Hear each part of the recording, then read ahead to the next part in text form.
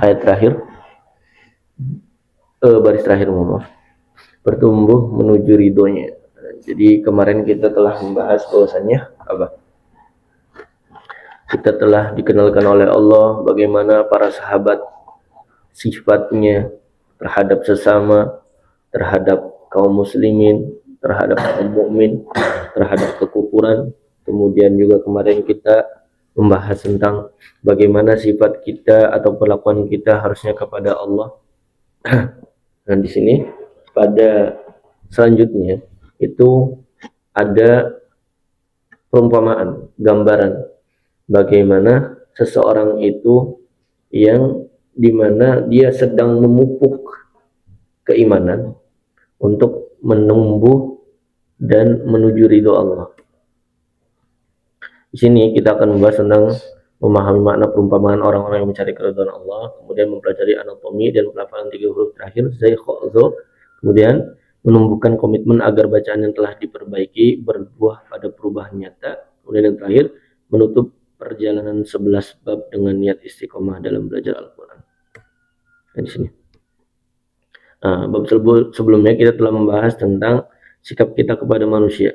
Jadi tidak keras kepada semua orang dan tidak pula selalu lembut kepada semua hal. Namun ada halnya, ada waktunya kapan kita harus tegas terhadap kebatilan dan lembut dan penuh kasih kepada sesama orang beriman dan bahkan lebih jauh lagi kepada semua manusia. Kemudian sebelumnya juga kemarin kita telah membahas sikap kita kepada Allah. Nah, di sini kita tidak hidup untuk mengejar penilaian atau validasi manusia. Kemudian yang kita cari hanyalah 2 hal, karunia Allah dan keridhoannya. Nah, setelah membahas sikap kepada manusia, sikap kepada Allah. Nah, di sini niat yang murni ini meninggalkan jejak nyata pada ketenangan, kerendahan hati dan bekas sujud yang membentuk kepribadian sejati. Kemudian kalau misalnya kita urutkan dari pembahasan kita di surat Al-Fatihah, kita meminta kepada Allah untuk diberikan hidayah taufik. Gimana caranya? Pengen seperti apa hidayah taufik itu? Seperti yang Allah beri nikmat kepada para nabi, orang-orang soleh, orang-orang yang syuhada, orang-orang kekasih-kekasih Allah. Nah, kita udah ada gambarannya. Kemudian gimana caranya? Allah ngasih spill di surat Al-Fat ayat ke-29 yang pertama, kita harus menunjukkan sikap kita kepada manusia harusnya seperti apa. Nah, selain pada itu, sebelum kita menunjukkan sikap kepada manusia, kita harus lebih dahulu sikap kepada Allah. Kenapa? Karena kalau misalnya sikap kita kepada Allah itu tumbuh dari dalam diri kita, maka akan terpancar kepribadian kita, aura kita ketika berhadapan langsung dengan manusia. Jadi kalau misalnya intinya di sini adalah untuk orang-orang yang Allah beri nikmat, itu kita harus yang namanya melaksanakan ketaatan, ketundukan dan kepatuhan hanya kepada Allah. Ayat yang akan kita bahas adalah ini. Lafadznya. Kazar'in akhraja syata'ahu fa'azarahu fastaghladha fastawa ala suqih yu'jibu az-zurra'a liyaghidha bihimul kuffar. Di sini secara terjemahannya Allah tidak sekedar mendeskripsikan sifat orang beriman dengan kata-kata biasa, melainkan menggunakan perumpamaan yang sangat dekat dengan kehidupan. Kazar'in, apa artinya kazar'in? Zara'a yazra'u, menanam. Menanam ini sering kita gunakan atau sering sekali kaitannya dekat dengan kehidupan manusia. Kenapa Allah tidak memberikan perumpamaan yang lain? Nah, tapi di sini Allah memberikan sebuah perumpamaan tentang tumbuhan yang mudah kita pahami. Ya, karena apa? Karena keseharian kita itu nggak akan jauh yang namanya dari tanaman atau dari menanam dan yang lainnya. Sebuah isyarat bahwa kebaikan tidak terjadi dalam semalam, melainkan melalui sebuah proses kehidupan. Contoh misalnya, antum hari ini berbuat baik, niatnya misalnya apa? Supaya orang lain berbuat baik juga sama saya, segala macam. tapi hal itu nggak langsung tumbuh. Ada yang antum misalnya ngelakuin, pengen ngamalin inilah supaya ini misalnya, ternyata besoknya enggak, sama aja, mau ngamalin atau enggak sama aja, anak kayak gini juga gitu. Yang namanya keimanan atau sebuah amalan itu kebaikan tidak terjadi dalam semalam. Tidak antum melakukan semalam kebaikan, gak langsung besok dibalas. Tapi kadang kebaikan itu gak kita rasakan yang Allah balas ke kita. Ada yang misalnya Rois misalnya bantu Aufa, udah kayak gitu, pas ada masalah si Aufa malah nggak bantu Rois. Tapi di sisi lain Rois dibantu sama orang lain. Nah, kebaikan itu seperti itu. Jadi nggak harus dibalas sama orang yang telah kita lakukan buat baik pada dia. Ya, di sini dibentuk dengan bahwasannya kebaikan itu harus dipupuk dari awal, dari hal terkecil kita pupuk. Jangan kita mulai langsung dari hal yang besar, kemudian kita tidak mendapat balasan, akhirnya kita putus asa. Malas anak kalau misalnya kayak gitu berbuat baik lagi. Rois berbuat baik sama Aufa, tiba-tiba Aufa nggak peduli apa segala macam, malah ngejelek-jelekin Rois misalnya, ngomong si Rois tuh dulu, wah misalnya, padahal udah dibantuin. Akhirnya apa? Rois tahu, wah tahu gitu mana nggak mau bantu dia lagi. Kebaikan tuh dipupuk, tetap meskipun kita kayak gitu nama segala macam, tetap pupuk kebaikan. Mungkin dari situ akhirnya apa? Aufa nyadar, wah iya, Rois walaupun udah di ngomongin apa segala macam dia tetap baik sama. Akhirnya apa? Dari situ dia mulai ada apa? Goyangan hati untuk apa? Untuk bisa berbuat baik, untuk minta maaf dan yang lainnya. Gitu. Ya. Nah, di sini ada 4 fase pertumbuhan. Nah, pertama tadi akhraja syat'ah. Itu dianggap seperti apa? Tunas. Tahu tunas?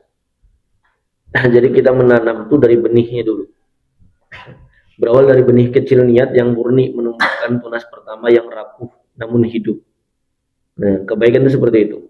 Jadi kita tanam kebaikan, meskipun nggak langsung dibalas pada hari itu, tapi itu tuh memupuk, menambah. Entah itu menambah orang yang baik sebagai kita, atau menambah pahala kita. Kemudian saling menguatkan, fa'azarahu, proses merawat dan menjaga konsistensi di mana akar dan batang mulai saling menopang. Atau misalnya gini, ini tunas, antum niat, antum ingin niat, ya Allah, saya misalnya ingin berbuat baik hari ini. Disambut sama temennya yang berbuat baik juga, sama anak juga mau niat kayak gitu. Akhirnya apa? Saling menopang, saling menguatkan. Baru dari situ apa? Fastaghlado, batang yang kuat, menjadi kokoh, pemahaman mulai mendalam dan tidak mudah goyah oleh rintangan. Nah, di sisi lain antum sudah saling menguatkan, tetap harus ada hal yang dipelajari. Ya misalnya ketika apa? Berbuat baik atau apa segala macam, tidak membicarakan orang lain. Kenapa? Karena itu apa? Keburukan dan riba. Sehingga pendalaman atau pemahaman atau mempelajari sebuah ilmu itu dibutuhkan. Contoh misalnya antum ada niat untuk berbuat baik, kemudian saling menguatkan dengan adanya teman, kemudian ada kajian apa segala macam, antum tambahkan untuk apa? Untuk mendalami pemahaman. Jadi yang tadinya kecil kemudian dibantu saling menguatkan, kemudian karena akarnya udah kuat, antum udah tahu pemahamannya, oh kayak gini apa segala macam. Gak semua kebaikan harus dibalas dengan kebaikan. Ya, ada yang kebaikan hari ini dibalasnya sama si A, besok sama si B, tapi tetap dapat kebaikan juga. Nah, kalau misalnya antum udah paham konsep itu, akar antum udah kuat, jadi nggak mudah goyah. Mau orang lain ngapain ente berbuat baik percuma, nggak akan goyah. Karena udah tahu pemahaman, udah tahu ilmunya, udah tahu teorinya, nggak akan goyah. Kenapa? Udah kuat batangnya. Kenapa tadi? Pendalaman keilmuan. Kemudian baru tahap keempat, berdiri tegak dan mengagumkan. Fastawa ala suqih yu'jibuz zurra. Nah, mencapai kematangan yang memenangkan hati hingga membuat para petani kagum. Ini kalau misalnya segi tanaman. Kalau misalnya segi orang, dari misalnya manusia, Itu kalau misalnya dia tetap ada orang, bahkan banyak kisah dia tetap dijahatin, dizalimin apa segala macam, tapi dia tetap baik, namanya malah berkembang sampai sekarang. Orangnya udah meninggal. Siapa contohnya?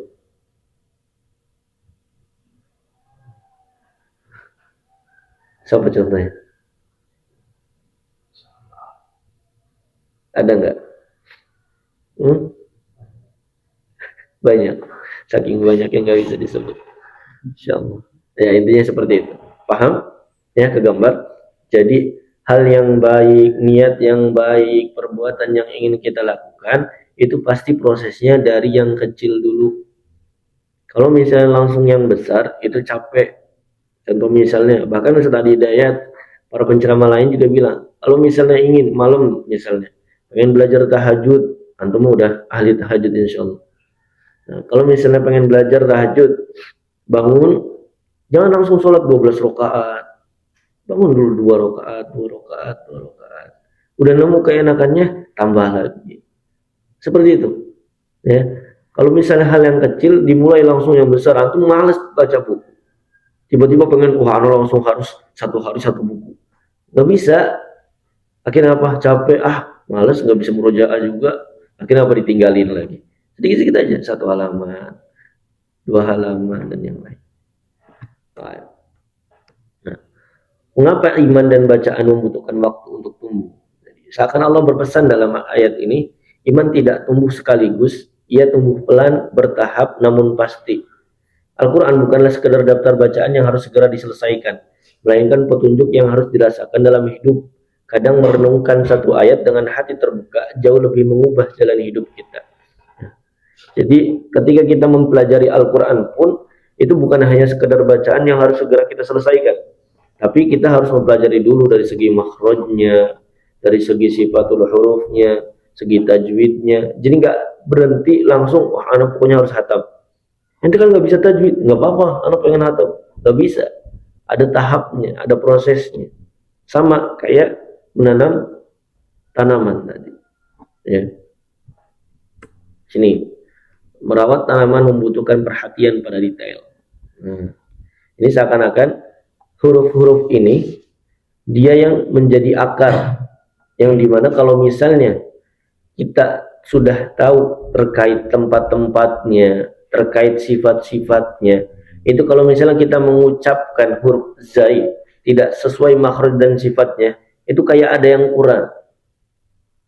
Ya, sama seperti keimanan atau kebaikan yang antum tanam sedikit demi sedikit. Misalnya hari ini istiqomah antum tuh ngasih berapa sedekah, misalnya 1000, 2000, 1000 misalnya. Tiba-tiba ada satu momen antum nggak ngasih 1000, itu ada yang janggal karena kesibukan atau apa segala macam.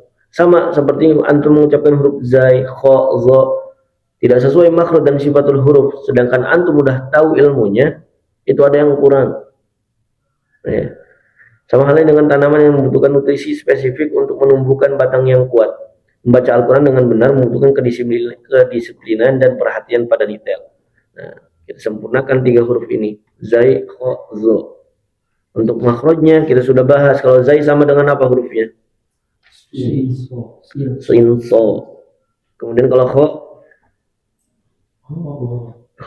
dan za. Kalau za, zal sama sa. Nah, di sini ada anatomi 3 huruf terakhir. Di sini ada yang menggunakan zai di belakang gigi seri. Kemudian za itu di antara 2 gigi. Kalau kha itu di ujung atau di atas tenggorokan. Oke, kita lanjut. Nah, ada beberapa kesalahan yang sering terjadi ketika mengucapkan huruf zai, tidak menyempurnakan sifat sofir dan rokhwah ketika sukun. Apa sofir kemarin? Berdesis. Ya. Kemudian kalau kha, apa itu kha? Itu kesalahannya jangan membunyi menjadi huruf o. Ifin, kha, kha, tidak membulatkan seperti o.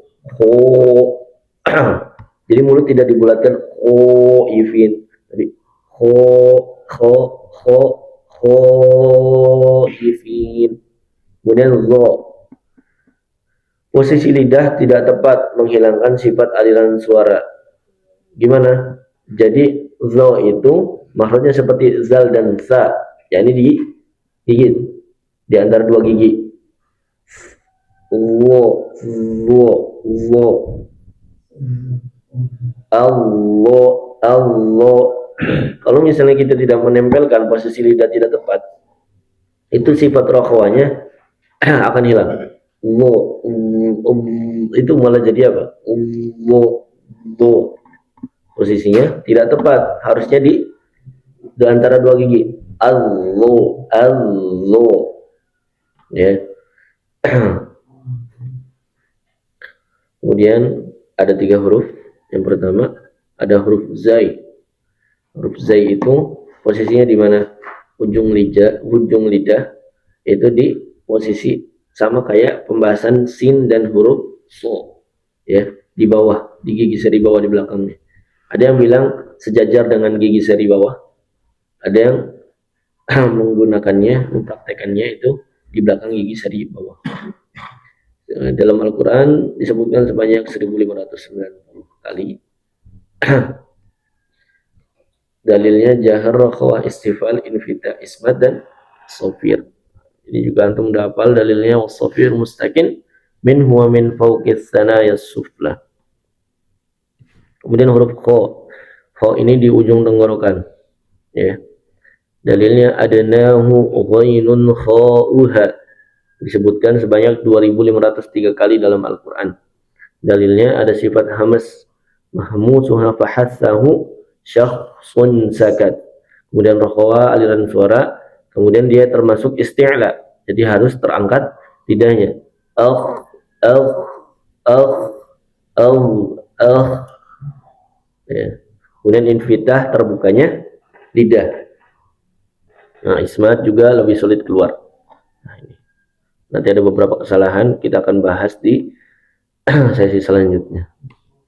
Kemudian terakhir huruf wo. Huruf wo ini sama makhrajnya kayak zal dan za, bedanya karena dia zo ini isti'la, itu lidah belakangnya itu diangkat. Lidah bagian ininya itu diangkat. Sa, za, zu. Wadha'u wazalu wasa lil'ulya min tadfayhima. Disebutkan sebanyak 842 kali dalam Al-Quran. Ini paling sedikit yang kita temuin dari beberapa huruf. Paling banyak berapa huruf apa?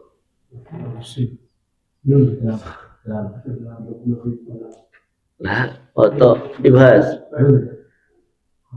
Hamzah. Berapa bi? 40 berapa? 42.000. 2000. Dikira jualan dari rumah. Hamzah berapa? Ada yang nyatet? 42.000. 4082. 48872. Ini 842. Kurang berapa? Kurang banyak. Kurang 48.032. Iya 30 pas ya. Kemudian